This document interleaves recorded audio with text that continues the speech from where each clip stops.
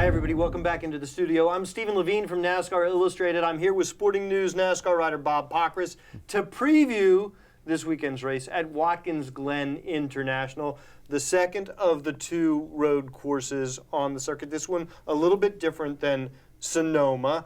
One more technical, one a little bit faster. Which one is this? I would say this one's almost a little bit of both in a lot of ways. To get through the S's and the elevation at Watkins Glen requires you to be very technical. This one definitely, I would say, is faster and a little bit, obviously, a little bit longer. Yeah, and typical sort of running the race backwards pit strategy as we're used to seeing at all road courses. Yeah, I mean, they'll calculate it. They'll go through with the Gen 6 car. They're probably going to have to almost run the cars out of fuel on in practice Friday to figure out how many laps they can go on Sunday. Remember, a little bit different qualifying. They qualify on Saturday using that kind of road race qualifying where there'll be multiple cars on the track.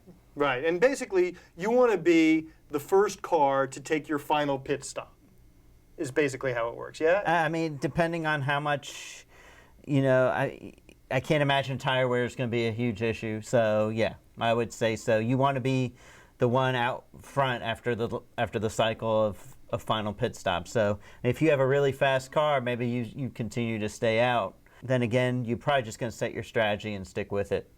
All right. Well, we're going to come back after a short break with Miss Sprint Cup, as usual, to talk about drivers.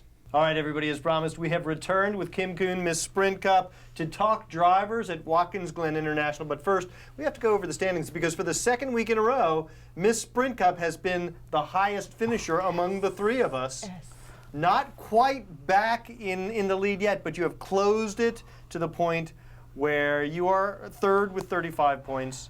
Tom is second with 36 points, and I'm in first with 37 points. That's great. So who did Miss Sprint Cup pick last week?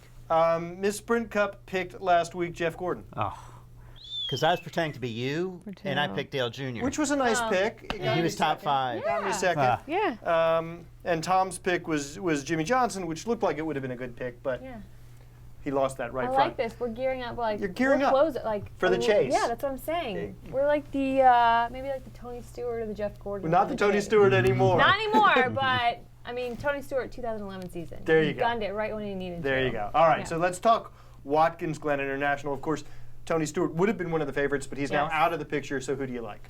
I'm gonna pick another favorite, and that's Marcus Ambrose. Sorry guys, I have to do it. 2 wins there, 5 top 5s, and he's one of only 4 drivers who has consecutive wins there. So we have Mark Martin and Jeff Gordon who have 3 consecutive wins, you know, back in the past, and then Tony with 2 consecutive wins. Marcus has 2 right now. I think he can make it 3. Great pick, no-brainer. Somebody had to do it. Bob, you're up. Well, I mean, look, Marcus Ambrose did win last year, but I mean, do you expect them to oil down the track for the last lap again so that he can win? All right, okay. I'm going to pick Kyle Busch. He was the guy leading at the end of last year. Kyle Busch? Yes. Is that who you were going to pick? No, but I thought there were 3 obvious picks, and he wasn't on my list. Well, who was leading at the last lap last year when somebody else oiled down the track and he didn't win? So you think what? Marcus Ambrose pushed the bat button on his steering wheel? No, somebody else bananas, did, and then NASCAR either had the blinders on or just didn't see it. And granted, look, everybody said it was hard to see the oil, but it's obvious. He won in 2011 too, though. You can't take that one away from him. No, I can't. But Kyle Busch won in 2008, and you can't take that away from him either.